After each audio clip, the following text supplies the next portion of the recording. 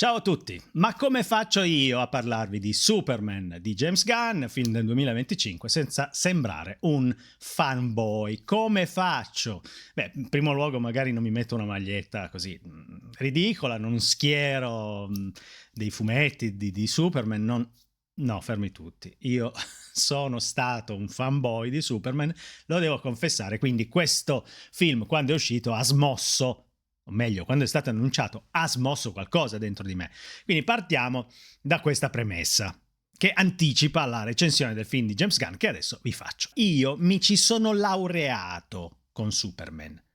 Non che sia venuto ad accompagnarmi all'Università di Torino, ma ho scritto una tesi di sociologia sul mito, anzi il monomito americano del superuomo, incentrata intorno a Superman, che quindi ho studiato, mi sono andato a leggere un sacco di testi anche americani, ricerche, ho interpellato studiosi, questo appunto quando ero ancora nella mia ventina. Quindi per me Superman è un personaggio importante, questo da un punto di vista diciamo intellettuale, ma poi da un punto di vista emotivo, ragazzi, io nell'82 fui accompagnato dai miei genitori a guardare Superman 2 e da allora, boom, io veramente iniziai a credere che gli uomini potessero volare. E poi però Superman io l'avevo anche leggiucchiato quando ero più piccolo, insomma ragazzi, Superman mi ha introdotto ai supereroi che per tanti anni sono stati un po' il mio companatico quotidiano. Per poi, insomma, mi sono un po' disinteressato anche quando soprattutto sono diventati mainstream e quindi tutti i barbari ci si sono avventati sopra. Ma di supereroi e di Superman direi che qualcosa vi posso dire. Quindi, dopo la sigla, vi parlo prima di tutto del film di James Gunn.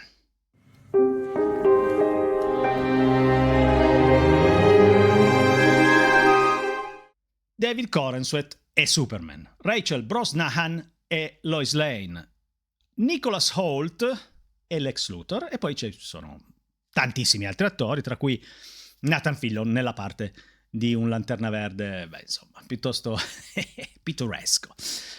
Questo film è pittoresco. Questo film di James Gunn è un film, come altri suoi, direi dall'animo profondamente punk, profondamente anarchico, profondamente cazzaro. James Gunn si diverte a essere cazzaro con che cosa? Con la materia di cui sono fatti i sogni americani.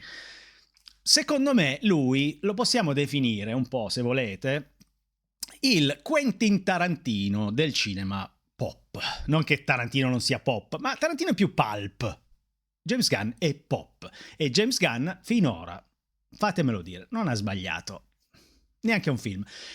Paragonabile anche a Tarantino in quanto scrittore delle sue opere, sceneggiatore sofisticato, attento, sensibile e sempre intenzionato a divertirsi molto. E lo fa, diverte con questo Superman del 2025 che è stato già coperto di insulti, di improperi dal giorno in cui è stato mostrato al mondo il nuovo costume, che sì, è un po' un pigiama e sì, è un po'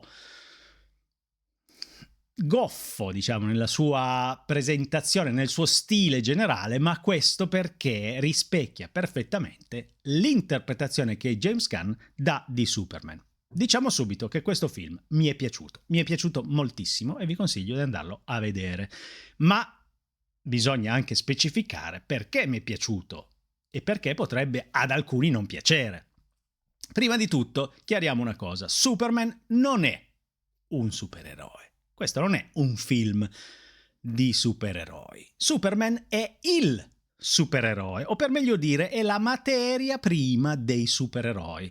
Inventato nel 1933 da Jerome Siegel e Joe Shuster, due giovanissimi autori ebreo-americani che si sentivano abbastanza esclusi dalla cultura mainstream. Per 5 anni non riuscirono a dare alle stampe questo loro personaggio così innovativo. Perché? Perché i quotidiani, dove i fumetti allora venivano stampati in America, respingevano la loro sceneggiatura, le loro tavole. Solo nel 1938 riuscirono a pubblicarlo, appunto, grazie alla DC Comics, che allora si chiamava National Allied. E vendettero il personaggio per $130, perdendo anche i diritti d'autore. Capite? Dietro questo evento c'è poi la perdita di milioni e milioni di dollari da parte di questi due autori che per tutta la vita cercarono di intentare causa per ottenere di più, per riavere il proprio personaggio, ma insomma non andò molto bene. È una storia molto triste dal punto di vista degli autori. Dal punto di vista della DC Comics invece è una storia di grandissimo successo, perché questo personaggio divenne proprio lo stampo, io ho detto la materia prima, ma è un po' lo stampo che poi diede vita al filone dei supereroi, che sono l'Olimpo dell'immaginario americano contemporaneo. Okay? Quindi quando parliamo di Superman non parliamo di un supereroe, parliamo della materia prima. Si può quindi, come dire, il marmo con cui sono fatte le statue. Si può fare la recensione delle statue, ma è difficile fare la recensione del marmo, è chiaro? Perché? Perché nel corso dei secoli con quel marmo sono state scolpite diverse statue di Superman, come è giusto che sia, per rispondere ai gusti dell'epoca, per rispondere alle necessità dei tempi, alla sensibilità del pubblico e alla volontà degli editori. Quindi non esiste un Superman, non esiste un canone assolutamente intoccabile, fatti salvi alcuni elementi che nel corso dei decenni, ormai sono 8 e passa, nel corso dei decenni sono diventati, i punti fermi, le pietre miliari, per cui sappiamo che Superman viene da un altro pianeta, è atterrato sulla Terra da bambino, è stato cresciuto in una fattoria in Kansas, indossa un certo tipo di costume che però nel corso del tempo è stato anche al cinema soprattutto interpretato in chiavi diverse, e quelli che si sono avventati contro questo costume non sanno che è di origine fumettistica. E quindi James Gunn fa il suo Superman, come Richard Donner aveva fatto il suo Superman nel 1978, come Zack Snyder ha fatto il proprio Superman nel 2013. E così come in TV tanti Superman si sono dati il cambio. Quindi questo è il Superman di James Gunn. Benissimo. Che confeziona un film, in primo luogo, molto attuale. E questo mi ha colpito molto positivamente. Questo è un film attuale che parla dell'America attuale. Vedete, Superman è stato anche accusato di essere un personaggio troppo quadrato, il Boy Scout per eccellenza d'America, e ci sono stati autori che così lo hanno interpretato. Pensiamo a come Frank Miller nel Ritorno del Cavaliere Oscuro fa dell'Azzurrone un alleato della Casa Bianca, quindi di un Ronald Reagan invecchiato, mummificato quasi. Quindi per alcuni Superman è l'alleato del potere. Nel film di James Gunn è esattamente il contrario. Superman è un immigrato che in quanto tale viene guardato con sospetto dal potere, manipolato da un Lex Luthor che è una chiave di volta del potere, è un tassello del potere, ma un tassello molto importante, una specie di, diciamolo chiaramente, Elon Musk, un tecnocapitalista, il tecnocapitalista che ha voce in capitolo al Pentagono, al Congresso, alla Casa Bianca. I riferimenti che James Gunn lancia a profusione in questo film riguardo all'America attuale sono tanti. Ma prima di tutto, come lui stesso ha avuto il fegato di dichiarare, non appena il film è stato è uscito, ha avuto il fegato di dichiarare che questo è un film politico. Superman del 2025 di James Gunn è un film politico, dove abbiamo un immigrato che si è rivelato al mondo da 3 anni, che combatte anche per trovare una propria collocazione negli Stati Uniti d'America, o per meglio dire, ancora di più si potrebbe affermare nel mondo, in un mondo che guarda gli immigrati con sospetto, con rancore, con disprezzo. Altra figura chiave del film è infatti un immigrato, credo indiano, che compare in 2 scene nel film. Il proprietario di un chioschetto che assiste, supporta e aiuta Superman in un momento di difficoltà, quando lui come si vede nel trailer, tra l'altro, si schianta in mezzo alla strada. È l'unico, anzi, sì, c'è un gruppo di persone che attornia al Superman in difficoltà, ma solo per scattare foto, per fare selfie, eccetera, eccetera. L'unico che si fa avanti è questo immigrato, proletario, sì, che lo aiuta. E tornerà poi nel film in una scena chiave, importantissima, secondo me, per capire questo film. Importantissimo. Il film è rutilante, è bombastico, è esagerato, è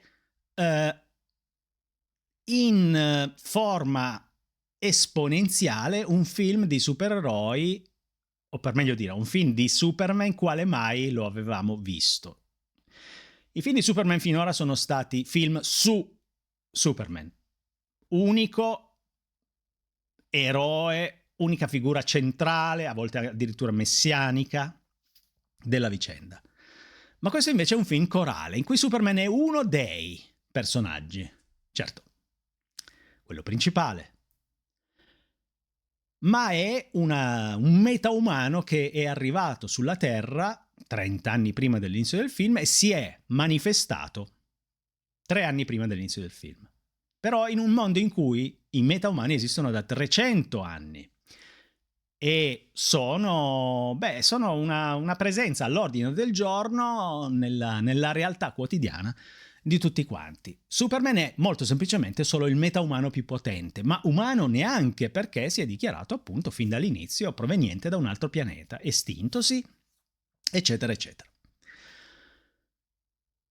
Tutto questo per mostrare un mondo che è super, non soltanto un personaggio, un mondo in cui tutto è possibile, in cui ci sono, appunto, come avete visto, dal trailer sicuramente, creature di ogni genere.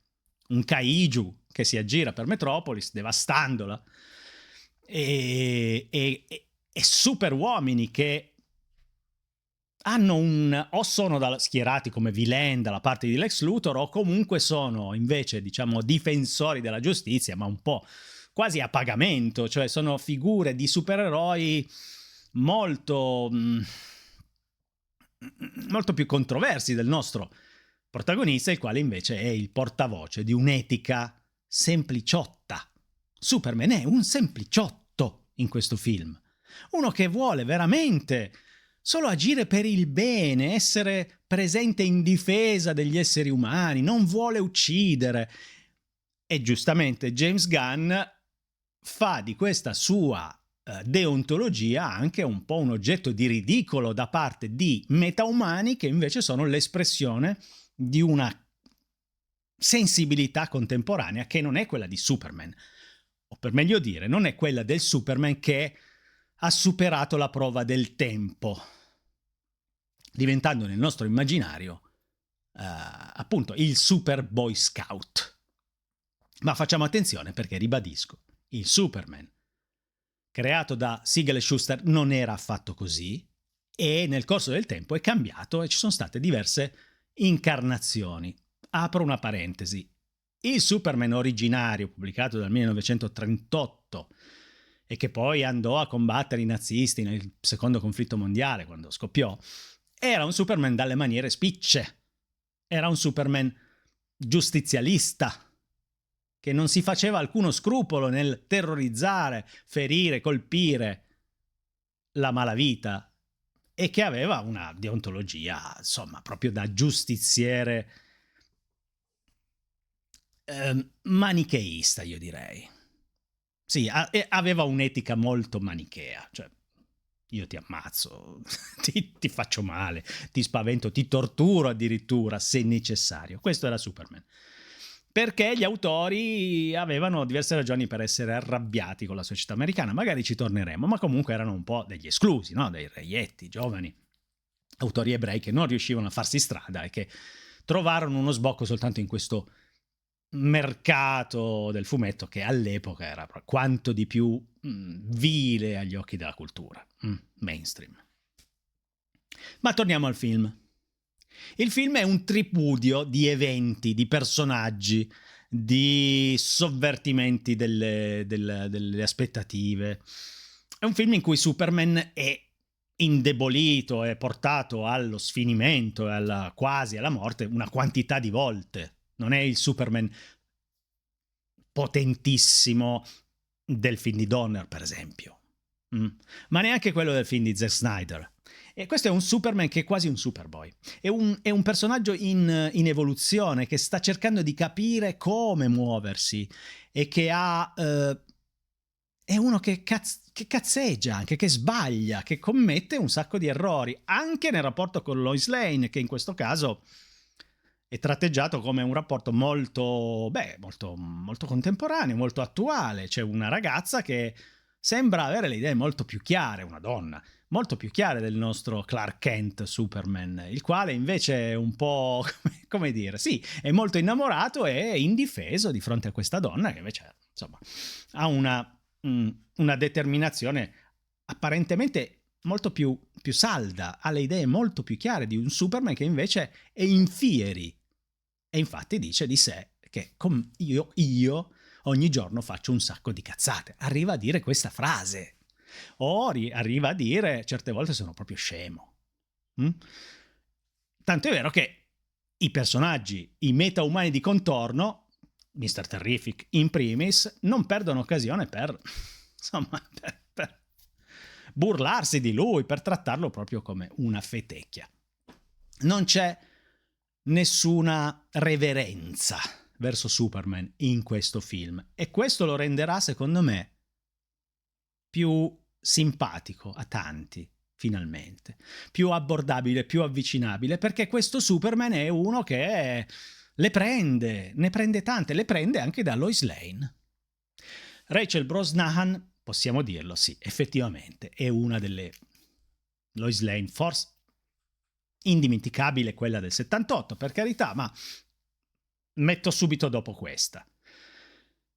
Lei è bellissima, ma di una bellezza anche carismatica, di una bellezza autoironica, cosa che viene sottolineata anche dall'abbigliamento che è stato scelto per lei. Questi pantaloni un po' alla pagliaccetta che indossa sono meravigliosi. Cioè non è sexy, pur essendo lei una donna bellissima, ma è accattivante in tanti modi più interessanti della semplice sensualità, della mera sensualità, perché non c'è niente di semplice nella sensualità di per sé.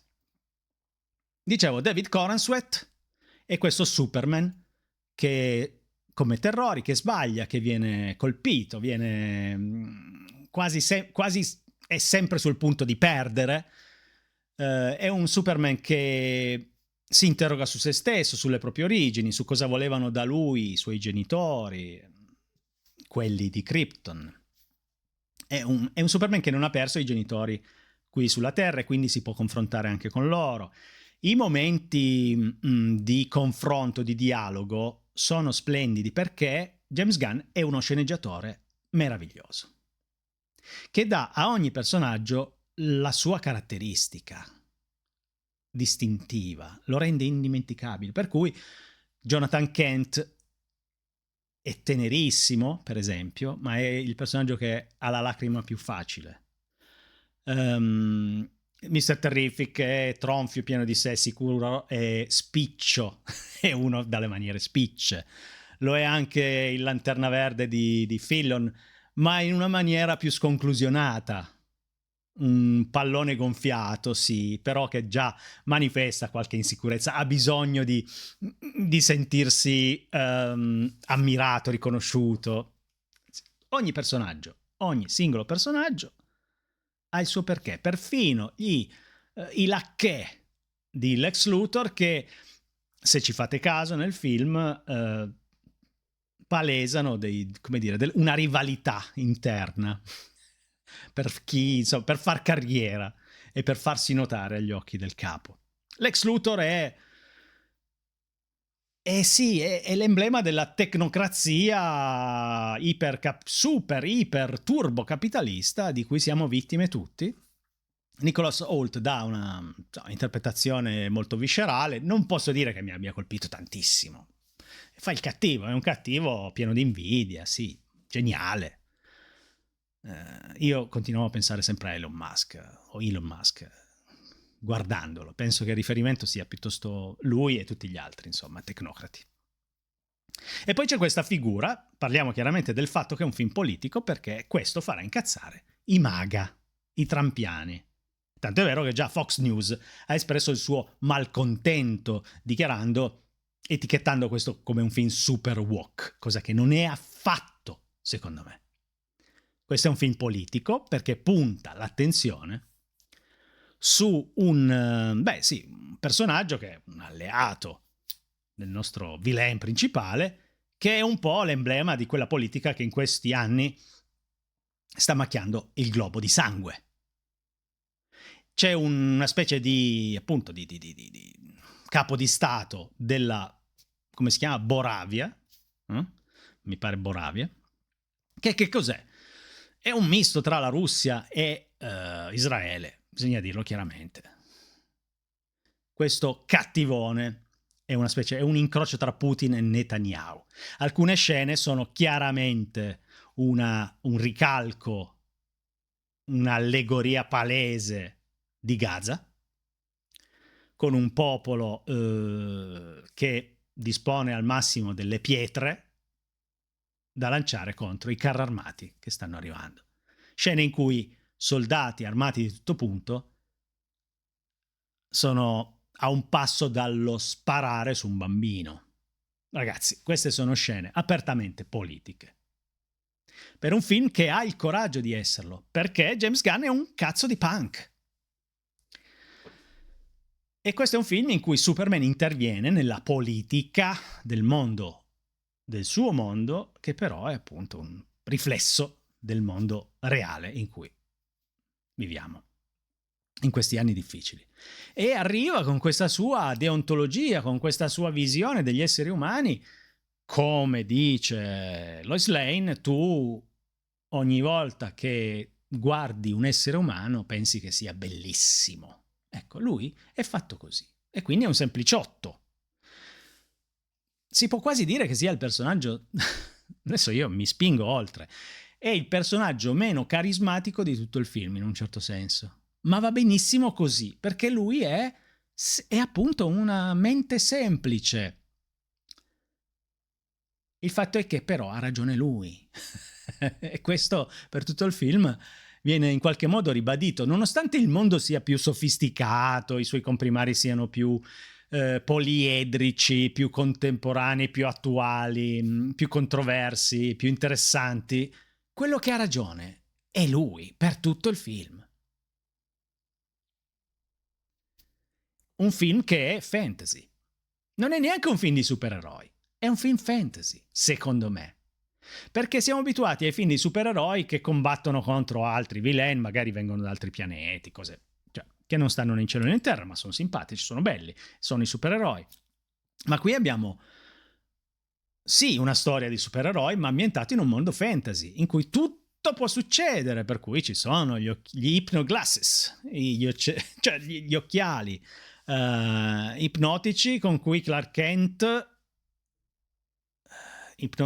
mostra un volto diverso da quello che ha. In questo modo non viene riconosciuto come Superman. Abbiamo appunto i kaiju, abbiamo un universo, una dimensione parallela, abbiamo scimmie, un esercito di scimmie con un caschetto neuronale che digitano insulti contro Superman sui social network. Abbiamo tutto, tant'è vero che abbiamo fiumi di antiprotoni, abbiamo l'impossibile che diventa spettacolo. Appunto in un film enfatico, bombastico, che è esagerato, ma così deve essere. Cioè James Gunn si è divertito moltissimo a riprendere l'immaginario di un autore in particolare moderno di Superman che si chiama Grant Morrison, che è l'autore di questa robina qua che sto indicando. e che dovreste leggere tutti, perché è proprio sì, nello spirito, se non nei contenuti, è un po' la Bibbia che secondo me James Gunn ha seguito per dare un'anima a questo film. Tra l'altro vi metto il link qua sotto per acquistarlo, perché è una lettura meravigliosa, tra l'altro. E poi c'è Crypto. Questo è un film dog friendly, e per me, che sono un amante dei cani, è stato stupendo assistere a tutte le scenette che hanno per protagonista Crypto, che è un cane così, che è stato affidato, attenzione, affidato a Kal-El, a Superman. Da chi? Vale la pena di scoprirlo nel film. Ma chiaramente è un personaggio proprio da fumetto ingenuo, quelli degli anni 60 di Superboy, da fumetto ingenuo ma anche da cartone animato ingenuo.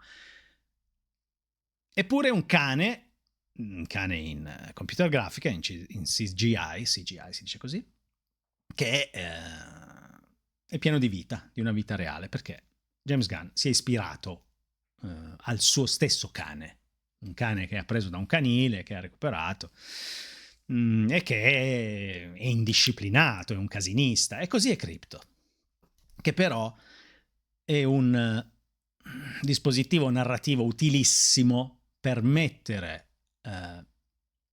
per dare la possibilità a Superman di fare ciò che non gli è consentito dalla sua deontologia. Ma Crypto non ha nessuna etica, Crypto è un cane. Crypto è un cane indisciplinato e fa tutto il cazzo che vuole. E così ci divertiamo moltissimo in tutte le scene che lo vedono coinvolto. Quindi un film che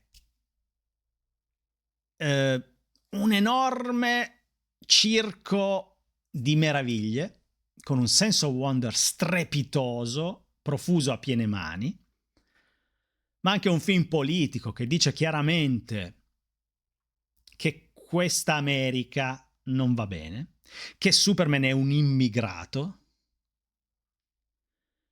dove il villain fa leva proprio sul suo essere un immigrato per cercare di sconfiggerlo e per mettere contro di lui l'opinione pubblica. Un film che dice che sui social network diventiamo la merda, siamo scimmie. Un film anti-establishment che pone Superman dalla parte degli ultimi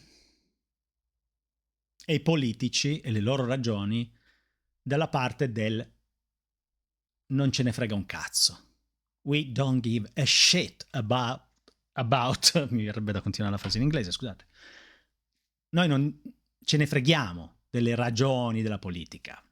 Ce ne freghiamo.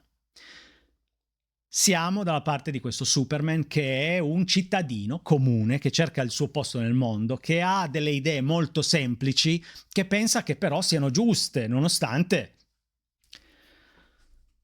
i sofismi, nonostante il bombardamento di controinformazione, di anti-informazione, di fake news. Lui continua a pensare che 1 più 1 faccia 2 e si arrabbia perché il mondo gli dice sì, però attenzione, potrebbe anche fare 3. E no, è un Superman che si arrabbia.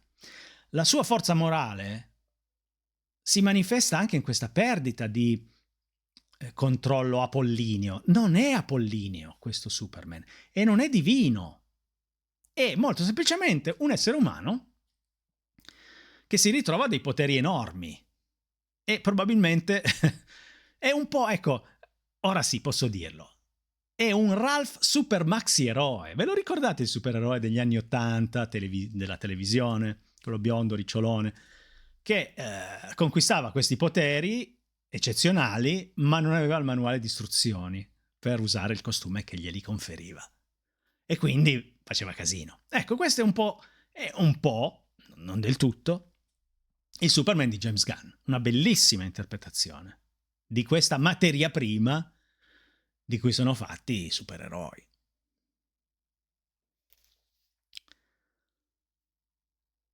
Poi tutto il resto, la faccenda del costume, che non è piaciuto, i fan di Zack Snyder, ma neanche i fan, i fanatici di Zack Snyder che stanno cercando di sabotare questo film.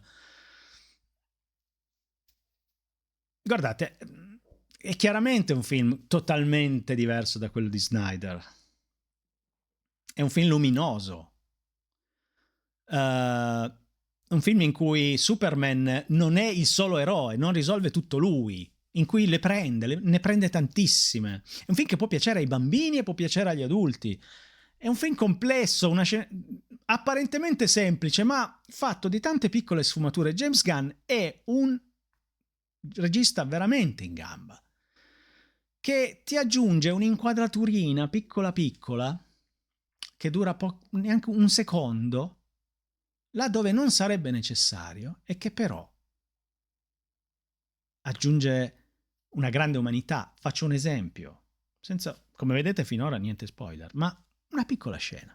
Metamorfo e Superman a un certo punto si salutano, dopo alcune sventure che hanno dovuto superare insieme. Ma come si salutano? Appunto, con una scena di un secondo in cui Superman si volta nella notte e guarda Metamorfo, che a sua volta volge lo sguardo verso di lui, inoltrarsi, allontanarsi nella notte, appunto, nel buio. È un secondo, ma una scena che trasmette un senso di connessione umana, di partecipazione. I due si guardano per salutarsi. Hanno vinto in quel momento, però si guardano quasi con nostalgia, si devono separare. Quella scena dura un secondo, ma è l'indice, il segno della sensibilità come scrittore e poi come regista di James Gunn, che è un grande autore per questo. Per questi piccoli dettagli o per la conversazione lunghissima, se vogliamo, in termini di blockbuster, tra Clark Kent e Lois Lane all'inizio del film, in quella che si è già vista nel trailer essere un'intervista di Lois Lane a Superman. Quel sipario di vita quotidiana tra due persone che stanno cercando di capire se riusciranno a formare una coppia dura tantissimo. Viene dedicato a questo aspetto moltissimo minutaggio, è meraviglioso, dialoghi, questi parlano in una stanza. Un po' a rispecchiare il fatto che la prima parte del film, in cui succede tantissimo, non è comunque la più esplosiva, è la più tranquilla, mettiamola così, anche se questo è tranquillo. È nella seconda parte che succede di tutto. Per me è un film molto riuscito, un film di Superman, quindi non vi dovete aspettare che sia un film che, insomma, voglio dire, cazzo, non è mica Bergman, quindi smettiamola di spaccare il capello, cioè, ma averne di film pop così intelligenti, così sensibili e anche così politici. Questo è un film che non piacerà a Trump, che non piacerà ai vari Elon Musk, che non piacerà ai bigotti, ai razzisti, non piacerà. Davvero, secondo me, una splendida, magnifica interpretazione di Superman nel 2025. Difetti? Ogni film ne ha. Tranne quelli di Kubrick. Ragazzi. Se volete, David Corenswet funziona al massimo, ma non è indimenticabile. Ma secondo me non è neanche necessario che lo sia. Perché appunto non è divino. Non è... Cioè, non è un attore che secondo me ti si staglia qui con prepotenza nella memoria. Però fa il suo, lo fa molto bene.